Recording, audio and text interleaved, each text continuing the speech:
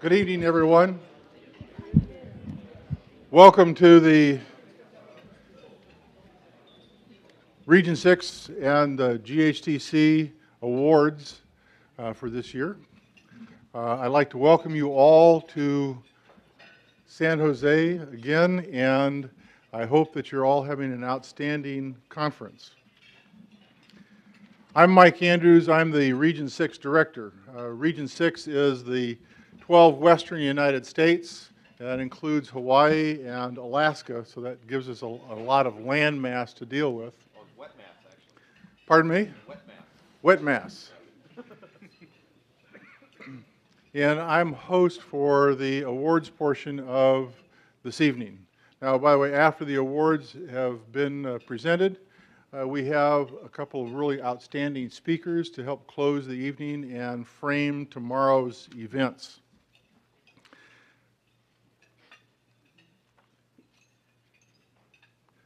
Our task, as you might expect from our tagline, is to advance humanity with technology. I get to change words at will. And by the way, for those of you that paid a lot of attention to that video, you can go to the IEEE Solutionists page and download that or play it from your computer. I think it's a remarkable piece of work that we should thank the Foundation for helping sponsor and for a bunch of volunteers putting it together.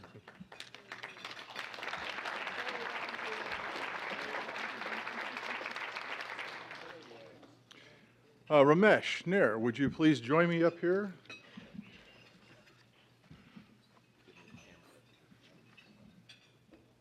You're on.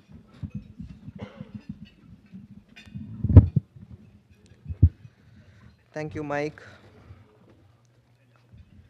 I would like to invite Mr. Tim Warboys, the Young Professionals Representative to the IEEE Technical Activities Board, to join me for the awards.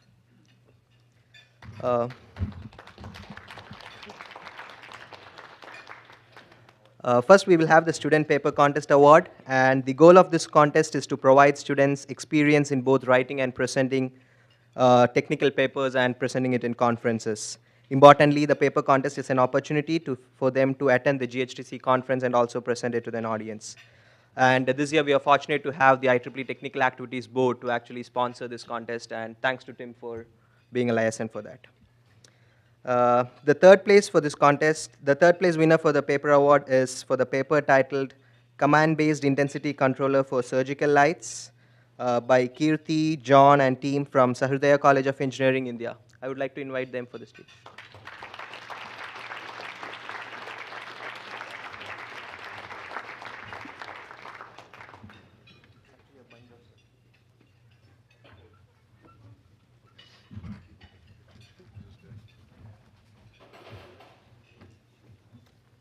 You can give it at the phone.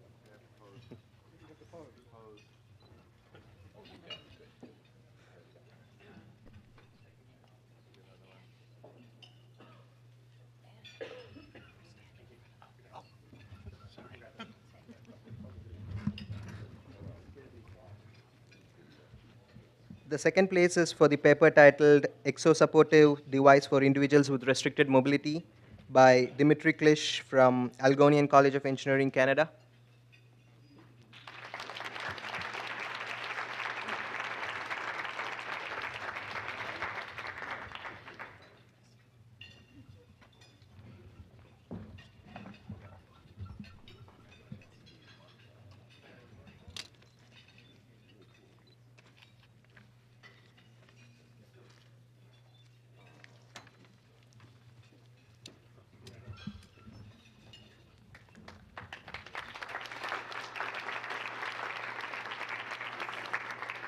And the first place is for the paper titled Preliminary Design of a Novel Sit-Squat Toilet by Rebecca Blair from Georgia Institute of Technology.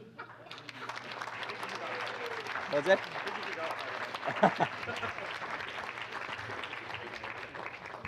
Here you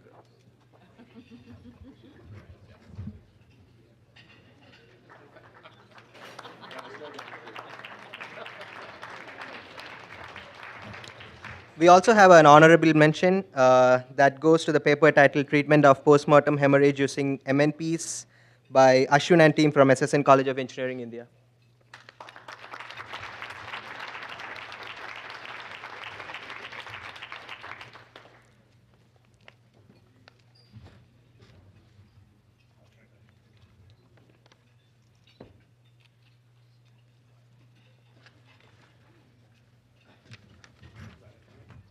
Thanks, Tim.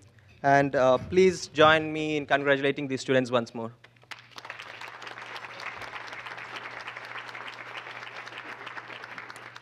Ms. Catherine Nelson, I would like to invite you to the stage for the next set of awards.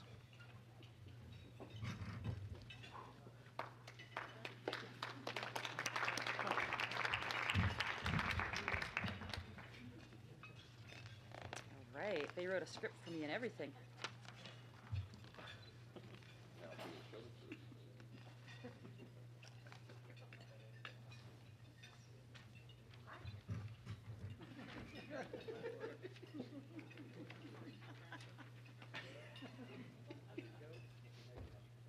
All right, folks. So the next award that we have here is a reasonably new award, and it's in recognition for the 2014 GHTC. We would like to recognize Andrew how do you pronounce your last name?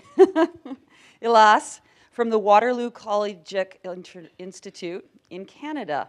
And this is for your work on a technical paper for microfilters, harnessing Twitter for disaster management. And this is for excellence for a technical paper. So if you would come on up, please.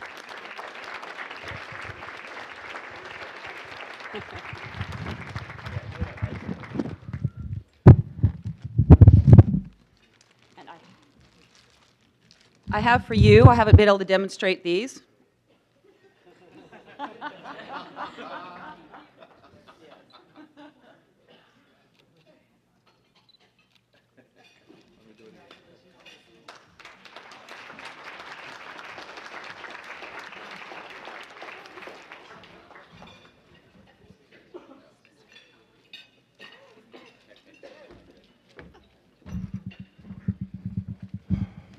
Catherine just apologized. She said she screwed the script all up,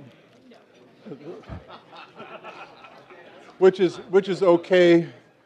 I explained earlier, I'm fine. I explained earlier that I'm not real good with scripts anyway. As the region director, I have an opportunity to recognize 4 individuals each year who are our go-to people. If there was ever a question, if there was an issue, if there was something that I needed a question answered, I could contact any of these individuals and they gave me the quick answer. If I needed something done, they made it happen. They all had different contributions and made differences in a lot of unusual ways in some cases. The first person that I would like to recognize is Ed Perkins.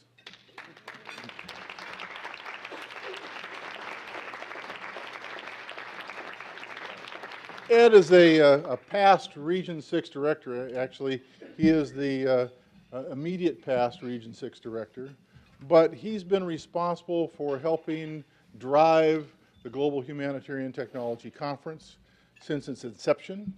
He also has been the driving force behind the Sustainability Conference, SusTech, that has been going on for the past couple of years, and that we're moving to from Oregon to Salt Lake City this coming year. He is responsible for activities in nanotechnology. When he is asked, no, not when he's asked, when he sees something that needs to be done, he doesn't even bother to raise his hand. He just jumps into the water and does it. And to say the least, congratulations. Would you like to say a word? Thank you, Mike. I thank you much for this. I wasn't expecting this. One thing that, as a leader in IEEE, it's a volunteer activity, and nobody actually ever really gets anything done by themselves. but with the help of other people in the network. And so I appreciate this. Thanks.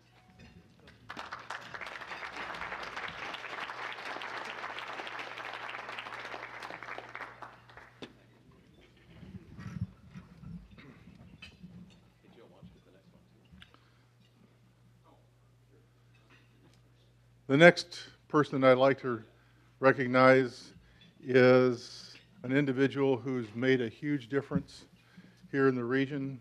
Last year, we had a chance to chat, and I said, you know, would you really like to step up to the plate?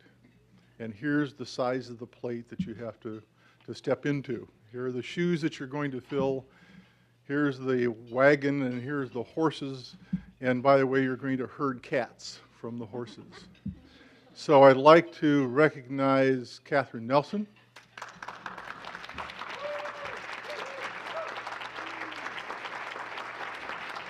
For everything that she's done to organize and lead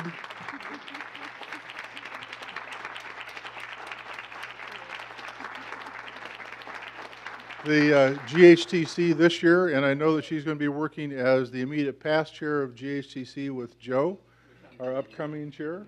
Catherine, you have a couple of seconds. Sure, you've been listening to me a lot, but honestly, when they asked me this last year, it was a great honor. And I was really looking forward to bringing together such a wonderful group of speakers and presenters and exchange of ideas. So thank you for allowing me to produce this, and thank you for coming. Every one of you is incredibly important for this work. Thanks again.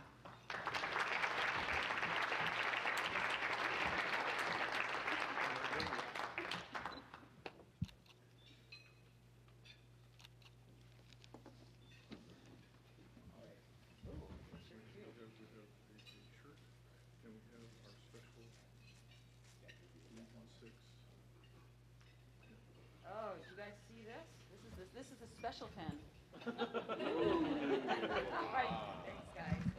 Well, for those of you that saw the Tim Allen movie, The Santa Claus 1, she fell off the roof and somehow got the card. So once you have touched the shirt and the pen, you're in for life. There is no way out. This is my uniform for the rest of the life. The third person that I would like to recognize has been a guiding force, not just for GHTC, but for members in the largest section in the United States. When we needed an owly old curmudgeon, we said, well, who could that possibly be? When we needed someone who could lead through some pretty heavy-duty financial tasks, we said, I think I know who it could be. When we needed somebody to drift away and sleep when you'd least expected, we said, I know the guy. So with that, Ed, would you come up?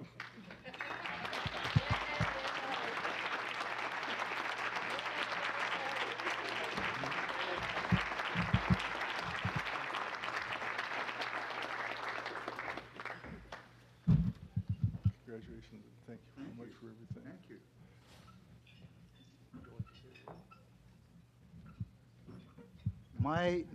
My handle for GHTC 2014 is Ed $.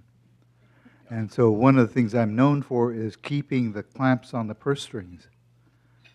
But one of the things that Catherine said was, let's give these people that come to our conference an enjoyable time, especially the food. So how many of you are enjoying the food at this conference? And I'd like you to then recognize and honor Catherine for taking that stance. It costs us money.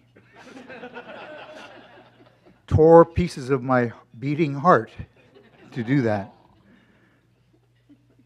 But the steering committee, the people who spent money and went out and looked at quotes and shopped, They helped me to contain our budget, and for that, I thank you all. There was a guy back in Region 6 who said last year, if we lose money, there ain't going to be another GHTC. So we made sure that that didn't happen. And I think with 300 plus, what is it, 320 or so registrants this year, we're going to have a at least break even, yes. Now, this is the conservative guy on our team. So thank you guys. Thank you for coming. Thank you for helping us make it a success so far. And I hope we see you again in Seattle next year.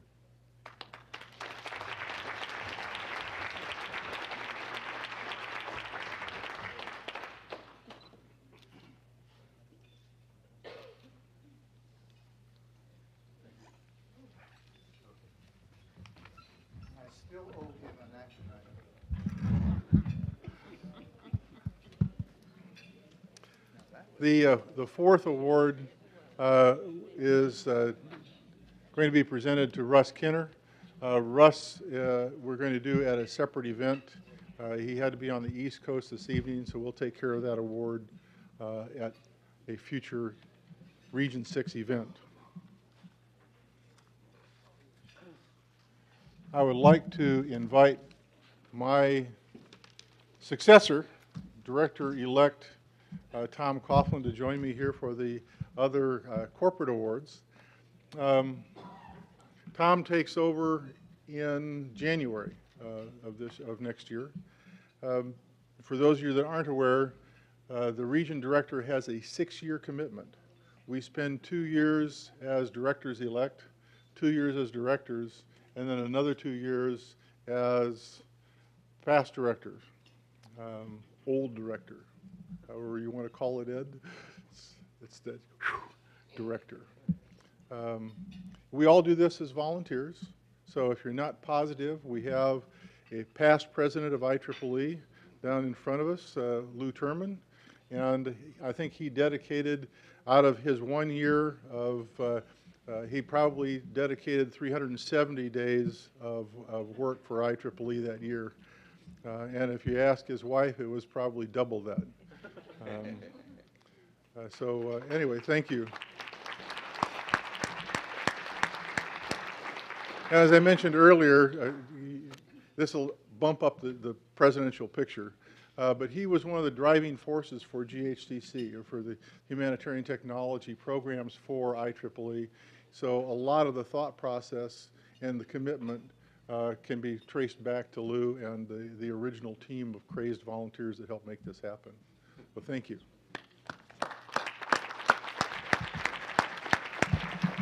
Tom. Thank you, Mike. Well, I've always looked up to Mike. Thank you very much. So we are now going to do the company awards. And this category, we recognize 6 large and small companies for their notable contributions in unique areas that support the world of engineering. And some of these will be here, some of these won't. The first one will be for Micron, for the Large Company of the Year, Innovative Contributions for Advancing Technology.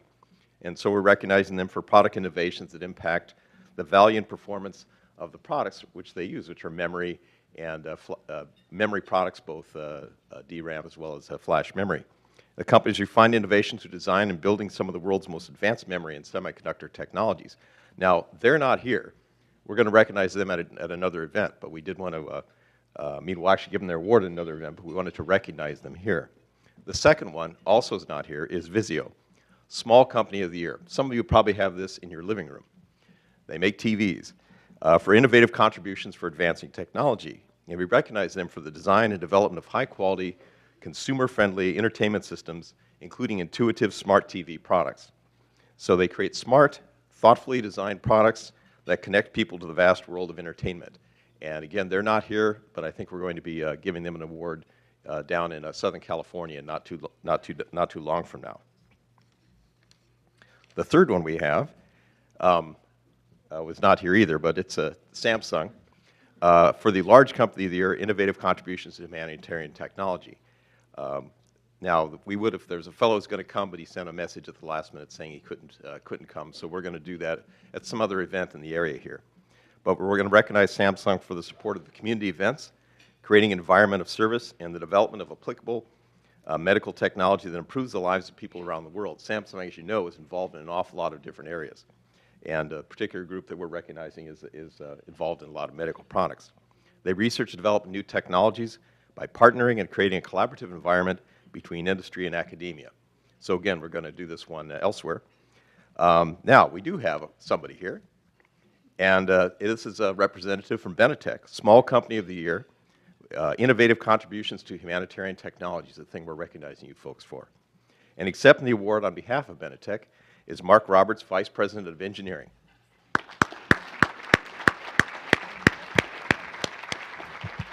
So I will speak and you can get your award and get pictures. Hint, hint. Okay. So he's a former Vice President of Engineering, Consumer Products, and Operations at TiVo, and led the development, testing, and deployment of Benetech's tool, and will lead the development, testing, and deployment of Benetech's tools and services across all their program areas.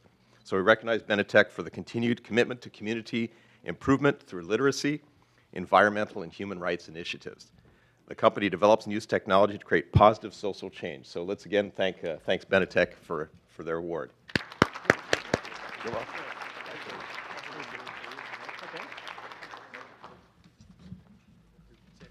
Oh, by all means, please, please. Thank you, thank you. Yep. Thank you, Tom and Mike and IEEE for honoring Benetech with this distinguished award. I'm very proud to be here today representing Benetech. Jim Frickerman could not be here. He is traveling with his wife in Europe, celebrating 30th wedding anniversary. So he couldn't be here, but he asked me to come in his stead. The social entrepreneurs for accessibility, for the blind and dyslexic, and for the human rights, they also are not able to attend tonight. They are basically out in the field fighting for their causes.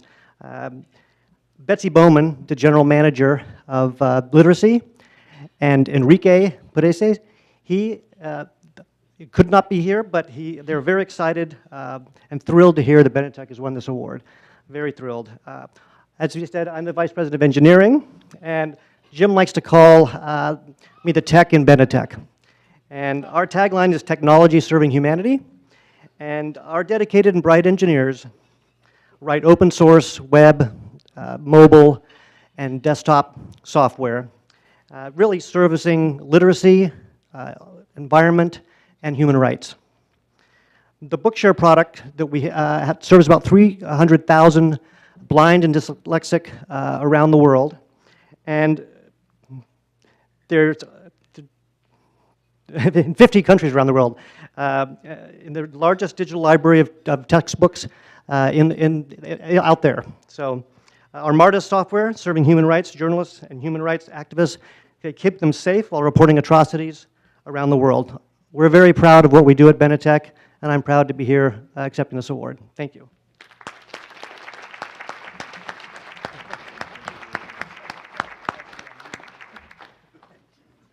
Thank you, Mark. Thank you much. You bet. Thanks.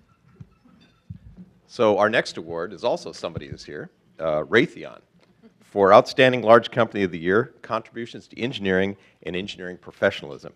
And accepting this award on behalf of Raytheon and Raytheon Space and Airborne Systems is Don Trechler. Did I pronounce that right? Nope.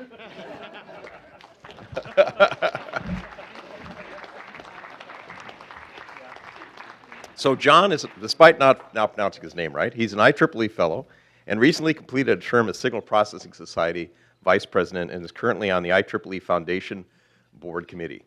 In 1984, John formed Applied Signal Technology.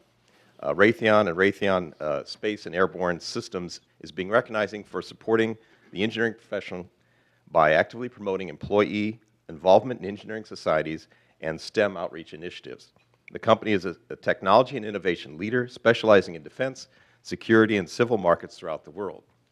Raytheon provides state-of-the-art electronics mission systems integration, and other capabilities in the areas of sensing, effects and command, control, communications, and intelligence systems, as well as a broad range of mission support services. So we'd like to recognize Raytheon, and John, if you'd like to say something, you're welcome. Thank you. Welcome.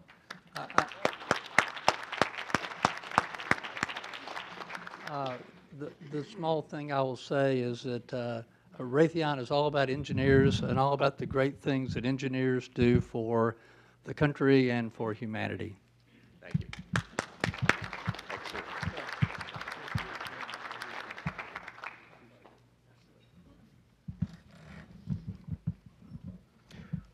So we have another company is Square, Outstanding Small Company of the Year for contributions to engineering and engineering professionalism.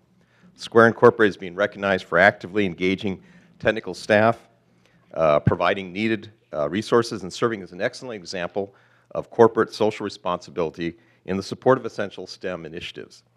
The company is a financial service, merchant services, aggregator, and mobile payments company. It markets several software and hardware products and services, one of which is called Square, as you might guess. So Region 6 will be presenting their award to Square at a different event. And then the last of our awards, of these awards, are the Science Foundation Arizona for Outstanding Education and Public Outreach Organization, and for its contributions to engineering education and the engineering professionalism. The Science Foundation Arizona is being recognized for facilitating collaborative relationships between the engineering, research, corporate, and education communities to enhance STEM initiatives and programs. The Arizona STEM Network, led by Science Foundation Arizona, is a collaboration between businesses, educators, government, and philanthropy with a common agenda to graduate more Arizona students prepared for the global economy through science, technology, hopefully they're American, engineering and mathematics, that's STEM. The Arizona STEM Network enjoys support from Arizona's former and current governor, large corporations, CEO organizations, and philanthropies. And again, we're going to present this at another event. So once again, please join me in recognizing these companies for their hard work, their excellence throughout the year in supporting Region 6 and supporting engineering professionalism, humanitarianism, and various other things, while making significant contributions to engineering. So the next recognition actually is going, so let's have a hand for them.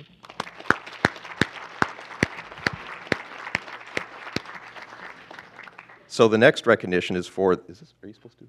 The next recognition is for the 2014 Global Humanitarian Engineering Award. And I think, let's see, so Mr. Andrew Perrin, co-founder of the Global Humanitarian Engineering Awards, come forward to assist with the presentation of this award.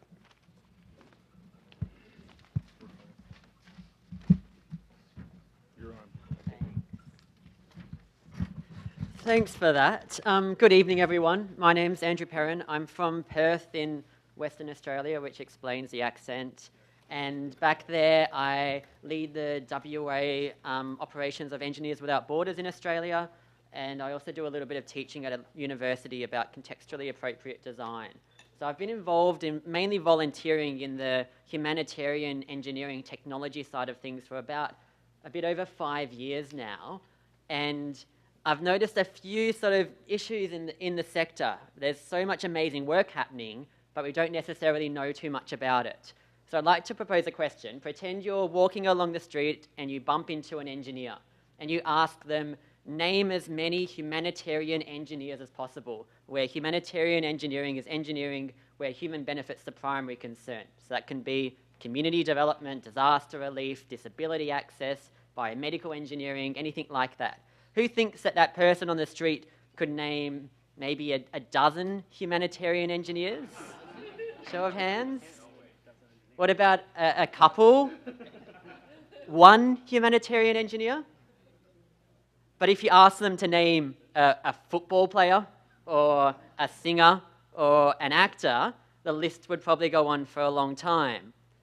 And that's problematic because humanitarian engineering has a massive opportunity to help people. We've been hearing a lot about it over the last couple of days.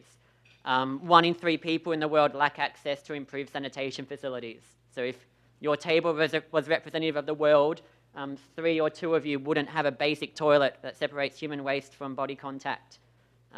That's a problem.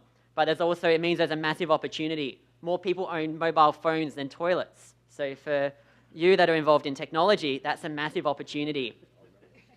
And so I think there's a bit of a gap there. There's this opportunity, but people don't know about it. And I've asked first-year engineering students, where do they see themselves going in the future? What do you want to be as an engineer? And it's always the stereotypical answers. They want to design a skyscraper or build a Formula One car, or I imagine in Silicon Valley they want to work for Google or something. But it's never been, I want to work as a humanitarian. And this is problematic because there is this lack of role models and known success stories. Social cognitive career theory emphasizes that self-efficacy and knowing that it's possible to achieve something affects your career choice. If one of your parents was a teacher or an engineer or something like that, you're more likely to pursue that career path because you think it can actually happen. And role models are important for that. If you've never heard of a project that's worked out well or know anyone that's doing it, then you might not know that it's something you can actually do and be successful in. So that's the purpose behind these Global Humanitarian Engineering Awards. A friend and myself started working on it 2 years ago as a way to share these success stories and these amazing people, and the inaugural awards were presented at this conference last year. So I'm very proud to present this year's award, the Global Humanitarian Engineering Award. We had nominations from all around the world, from the USA to Pakistan and Palestine, and I swear there's nothing, no bias here, but the winner does happen to come from Australia as well. So please join me in thanking Ben Mervyn from Pollinate Energy.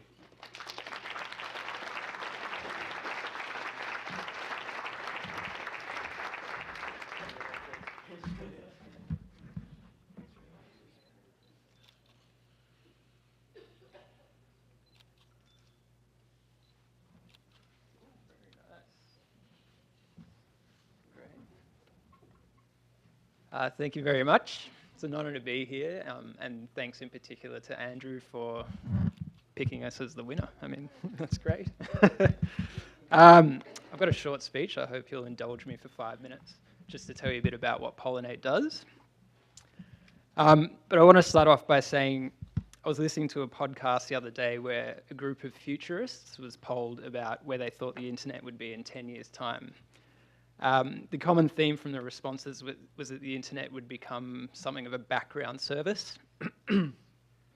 So in other words, it would become so ingrained in our day-to-day lives and so discrete that we would no longer realize that it was actually there. It would become no longer a thing, but it would just be sort of a basic expectation that we had. I imagine that someone once said the same thing or a similar thing about electricity. And if they did, they were right, for the most part, at least. It's no secret that there are still hundreds of millions of people around the world who don't have access to electricity at all in their day-to-day lives, or even any kind of modern energy services. So the question begs asking, why is electricity still a luxury for all of these people? For example, in Bangalore, India, where Pollinate operates, Bangalore was the city that was one of the first in the country of India to get an electricity grid back in the early 1900s, I think it was. And yet people living in urban slum communities there, literally in the middle of the city, still don't have access to any kind of electricity. They've got wires dangling over their heads, over their houses, but they still rely, or are forced to rely, I should say, on using black market kerosene for their light source every night. I imagined how I would feel if I'd turned up to San Francisco, that's where I'm staying, to my accommodation, and they told me that, oh, sorry, you've got no power in your room, and no, you're not allowed to borrow your neighbours, but don't worry, there's a shop just down the road that sells kerosene lamps, so just grab one of them and you'll be fine after the sun goes down. Not sure I'd be particularly happy about that. It's impossible for me to truly comprehend what it would actually be like to be forced to live in a situation like that. But at the same time, I don't think the situation needs to be comprehended for us to form the opinion that it's not fair and it's not right and something needs to be done about it. So coming back to the question of why electricity is still a luxury for some, in my experience anyway, it always comes down to one simple answer, and that's effective distribution. So it's about getting the right technology and making sure the right person is able to access that technology. Which brings me to Pollinate Energy. So Pollinate is a social business, and we take clean and affordable technologies and we put them into the hands of those people that need them most. We're like a door-to-door distribution and service network for urban slum communities right across India. Well, that's the dream anyway. We find the most suitable products that are available in the market, of which there are many, many, many. And all we do is we form relationships with suppliers, make sure we can get our hands on those products, do all the heavy lifting on behalf of local entrepreneurs to then be able to go out and distribute those products to people living in urban slums. To reach these communities, we do find local entrepreneurs that we call pollinators. We're really into the bee metaphors at Pollinate. And we give them everything they need to start their own business, what we call a business in a bag, which is not a new term. But essentially, every pollinator gets a smartphone that's running a Salesforce custom application. They get training, they get a stock loan, and many, many other things. And that enables them to go out to these communities, build a relationship, and start servicing those communities long into the future. We also get local and international fellows involved, and they help train the pollinators. They help improve our operations. And through all of that, they manage to get a taste of what a social business startup environment is actually like. And we hope that through that, we can help to inspire the next generation of social entrepreneurs to go out there and do some good stuff in the world as well. So one of the communities that Pollinate Energy works with in Bangalore is the aptly named Big Mama. It's called Big Mama because it's a pretty big community. There's 300 families that are living in this cramped little area. And it was named by some of our fellows when they first found it back in 2013. So using satellite imagery, the fellows would scour Google Maps and they would look for the telltale blue cluster on the image. And it's blue because all the people living in the communities buy blue plastic sheets, and that's how they build their tent homes. So you can spot it if you know what you're looking for on a map. Once they've marked it on the map, they and a new pollinator would go out and visit this community in the flesh and kind of ground truth it. And if they find that it is in fact a community, they record its coordinates, they enter the community, introduce themselves, conduct a survey, and that's essentially the beginning of a new relationship. In Big Mama's case, it is lucky that we had the satellite imagery because you wouldn't be able to find it if you were just walking around on the street. It's sort of the shape of a triangle. So on one side, there's a raised railway line, and the other two sides are flanked by multi-story apartment buildings. And I remember when we first found it, I was one of the people that went to visit it for the first time, and we went in the afternoon, and we walked up onto the top of the railway track where you got a nice bird's eye view of the whole community, and we watched the community as the sun went down. And it got darker and darker, and lights started flicking on in all the apartment buildings around, but Big Mama just became this big patch of black. You couldn't see anything down there. That was back then in February 2013, but I'm happy to say now that having recently gone back and done the same thing, gone up to the railway track and watched as the sun went down, Big Mama didn't get quite so dark this time. You could see the telltale glow of hundreds of solar lights within the community shining through people's front doors. And these solar lights signal more than just having light. They signal, for example, the ability of someone to keep working after dark and earn more money to create more opportunity for their family, or for kids to keep studying into the night, which, believe it or not, actually inspires parents to keep them in school because they realize that they can now do their homework and it's worth them getting an education. It even keeps rats and snakes away, which I think we'll all agree is probably something none of us would want to have to endure. I have no doubt that they're all breathing easier. Kerosene creates a lot of indoor air pollution. There's lots of toxic fumes that come out of it. But being able to remove that as a necessity for energy in the home, it means that perhaps in years to come, indoor air pollution will no longer be the second largest killer of women and children under 5 in India, which is a staggering statistic. Finally, I love the fact that they've all leapfrogged over that pesky grid, and they now have a renewable, decentralized energy source that they themselves control and own. Finally, the thing that makes me most happy is knowing that once a family has purchased a solar light from Pollinate, as long as we're around, and we do hope to be around for a while, that family will never have another night without lights on in their home. So thank you very much again for the award. It's a pleasure to be here.